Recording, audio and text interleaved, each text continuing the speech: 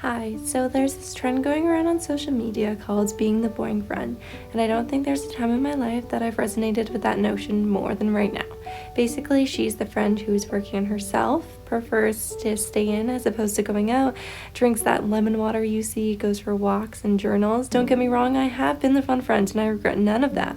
But the season of my life I'm in right now is definitely the boring friend. I love it, and I wanted to share this part of my world with you. Hi, so welcome to this vlog. I am no bodybuilder and I'm still quite a novice, but I have been enjoying what I have been doing, and of course one of the things that motivates is new clothes.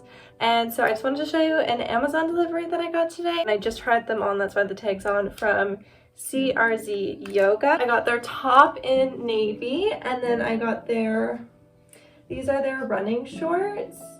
And I also got those in navy. That's great, they fit. And then I got this pair also from CRZ Yoga of black biker shorts. And I also got a pair of like sage, and yeah. Anyways, so that's what I wanted to say. Hi, we are about to do a workout. I've been doing the Kaylee Cohen strength training, and it's been really nice to be on this little fitness journey with my family, specifically my mom. And Eli's coming over today. We're doing a whole family workout, and so we've been pretty consistent, but I have been sick, so this will be my first workout back, so we're gonna see how that goes. But they've been super fun workouts, and yeah, I'm also wearing my new Lululemon top, so it's gonna be good.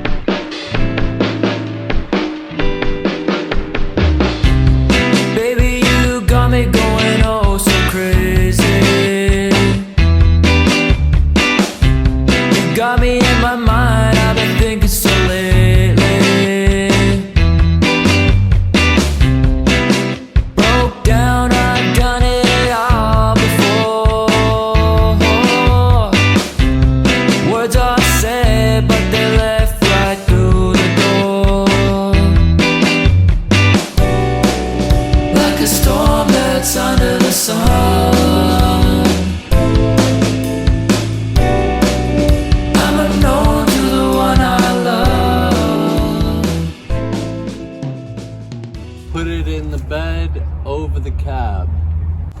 Look at it. It is substantial. I'm gonna call for a quote. Offer a quote on a tree. How much is the tree? It's only 500. How do you feel about that? Well, I don't care because I'm not buying it. But whoever does is probably going to be hurt. She has potential.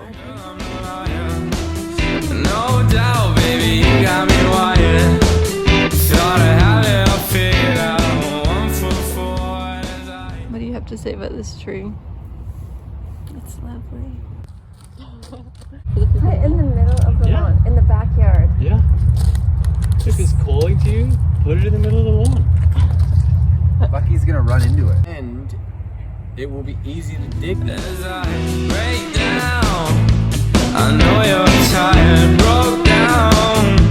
I know we tried and found out it was never meant to go that way. Nothing comes as easy as they say. Okay, we are back from the garden center, and I want to introduce you all to the loveliest. This is my mother's favorite possession. This is Everett Evergreen, and she's here to slay and stay. Okay, so I'm still a little sick, so ignore that. But from the garden center, I got this little, it's a polka dot plant, I think that's what it says here. She's pretty. Okay, so I have this plant and I love this plant, and I've had this plant for a long time, but she does not fit in this green pot that I initially bought. And so like the roots are growing out and it's getting a little chaotic. So for the green pot, I actually got a new plant. This is an umbrella tree and it's gonna go in the green one and it's probably gonna be a much better fit. I got this giant white pot for this one. So we're gonna move it in here and that will also be a much better fit. But because I'm sick, Eli is gonna help me to repot these and get it all sorted to bring some kind of life into my room, etc. Love bites and breaks, things I can't bring myself to say, getting caught up in your mistakes.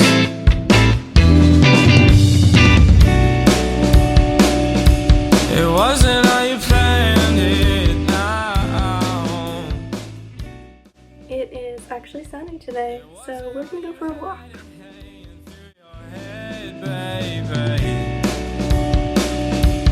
Nothing really matters, so they say. Nothing ever falls in place, baby. You know I do.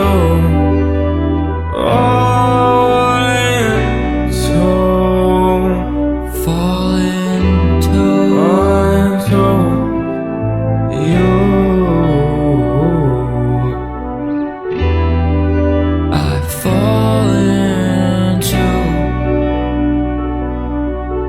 I fall into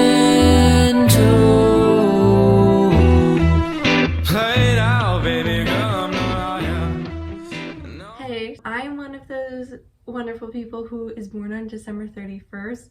So my actual age is associated with the new year. So my personal and the world's reset, it's a massive Sunday reset on that day. And so it's really perfect for people who love to stay organized and set goals and stuff. One thing I've been doing to kind of figure out what I want my life to look like is from what I think most people call vision boards, but I think also is commonly being known as a manifestation board. However you want to refer to it, I think they're the same thing. You're kind of manifesting what you want your year to look like, but recently I've also been making monthly manifestation boards, and I thought we would make the April one together. I first wanted to start though by sharing my 2024 vision board. Not only did I try and set a general vibe, but I tried to be very specific. For example, you see a picture of a plane I put here. Someone's reading a book with a plane. And when I made this, I assumed that the flight would probably be going to Banff to visit my friend. Now looking at it, and I know I have a plane ticket to somewhere I've always wanted to go, and I'm going to be going to Europe this summer. Kind of cool how you can see how those kind of things work. Now, if we're looking at the March one specifically, pretty easy to throw together. You see there's a concert picture. I already knew I was going to a concert, but I just thought I'd throw that on there. Let's just open Pinterest and I'm gonna walk you through what I typically do when I make one of these manifestation boards. The first thing I'm gonna do is I'm just gonna type in the month and just see what the vibe is. What are people viewing April as? There's some really cute stuff, very Eastery vibes. I might even actually get the boot out and just get the April in pink. Let's see how that works. And then in Pinterest, I'm going to decide what specific areas of my life I really want to create a vision for. So for me, hopefully April is going to be really sunny, and so I want to be active outside. So I'll search walking aesthetic. Maybe I want to go outside and do more walks. And now that I've narrowed it down, I can take a picture of this one. I really like it. Got their Apple Watch in there. And so I'm going to take a screenshot of this one. And then I'll just think of other areas of my life. So school, it's going to be final exams. So let's see what the final exam aesthetic is. Let's see. It's probably not going to be very aesthetic. And I just want to think maybe, do I want to be organized and have a plan for everything I need to study for and do my Quizlets, and I'll start brainstorming. I'll get inspiration. What do I want my final exam season to specifically look like? I know I'm doing final exams, so I'm not just gonna put pictures up there of like a bunch of tests. That's not very motivating. Okay, do I want it to look like a bunch of good grades, or do I want it to look like a balanced final exam season? I like this picture where she's highlighted a bunch of stuff and she has a planner. I don't know if this is a girl. And so I'm gonna take a screenshot of this one because I'm like, this seems very organized, which I think would lower my stress. And so that's the type of final exam season that maybe I'm trying to emulate. Maybe I want to try and study outside. There's some really cute stuff that pops up from there. Maybe I want to study in a cafe at some point. And just thinking of those, starting from a certain thing that you know is going to happen, and then thinking about how you want that to go for yourself. I'm going to actually talk to you in a second. I'm going to find some more images and then we'll put this together. And now I kind of wanted to talk about what I do with all my images and how I put them together. I'm going to be using Procreate, which I did pay for. For me, it was a very worthwhile purchase. I use it literally all the time. It's how I make all of my thumbnails. I'm able to do drawing on there. I'm able to very quickly edit photos and like add words and drawings on there. There are lots of other free alternatives to this. Lots of Canva options for this as well. Lots of collage apps. Go on your stories, add the pictures and save the image. Lots of other alternatives, but I will be using Procreate. So the first thing I'm going to be doing is I'm going to be selecting the screen size. I think a good idea that some people have is they like to keep the monthly vision board as their wallpaper on maybe their laptop, even their phones. And then in photos, I'm going to be inserting the photo of the month. So the one that says April. I'm going to put that in the center. And I want that to be on top of all the images. So when I add another image, I'm going to make them all the layer below the April image. And then I'm just going to start inserting all of the photos. So I will see you once I've done that. All right, so I'm very proud of April's one. I ended up just drawing some like squiggles and stuff around April. I really like doing that.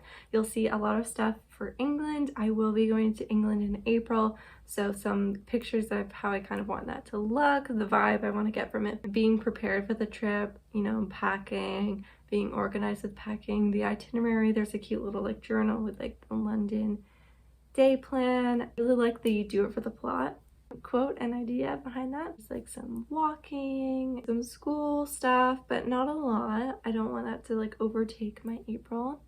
And yeah, that's my vision board for April. That's how I do it. That's my routine. And I think it's a really good practice, and it's a very reflective practice, because for me, it's a really creative way to reflect on what my life is like right now, but I want it to look like what the vibe I want to set is, and it's just a fun creative outlet. Another part about being the boring friend, I think, is we've all sort of become readers, or learn that to be a reader means to just find the right type of book, and there's a right type of book for everyone. Your head, baby. Nothing really matters, so they say. Nothing ever falls in place, baby. You know I do. Okay, so I just want to give you guys a few book recommendations of books that I have read in the past couple of weeks. They're all a little bit different. So the first one of those things is Bride by Ali Hazelwood. And this one was very much one, I know it got my mom out of a slump. It definitely got me back into wanting to read more. This is essentially my first, I guess, shifter romance. Should I even call it that? I don't really know. This girl who's a vampire, her name is Misery, and she is the new kind of collateral for making an alliance with the Wares and by doing this, she is sent to marry a were, but at the same time, this book tries to be a mystery novel, and there's a missing person who we are trying to find, who is this main character, Misery's best friend, and she thinks that there's a connection to the were territory, which is why she agrees to the marriage in the first place. Her new man's is a little weird. He's a little suspicious, kind of like, we shouldn't talk anymore or whatever. And so yeah, she kind of learns about the new were world, and there's a cute little romance in here that I really liked, and it was a good book. Another book is Vicious. This is by V. Schwab. The second half of the book was very compelling, very interesting. The first half was a little difficult to get into, but it was a good book. And this is about Victor and Eli. They start studying extraordinaries together, which are these people who, once they have a near-death experience, or they do die, but they come back, they end up getting these powers. So they decide that this is going to be Eli's thesis, and they do work together. They even try and become extraordinaries themselves. It's very dark academia. And the last rec that you're going to hear me talk about forever and ever and ever is the Throne of Glass series. There is not a series I am more afraid to pick up for the sake of being finished, and just that I need to pick up, like a literal drug. Like, this series is so good. I have never liked the main character more than in Throne of Glass, and I love it.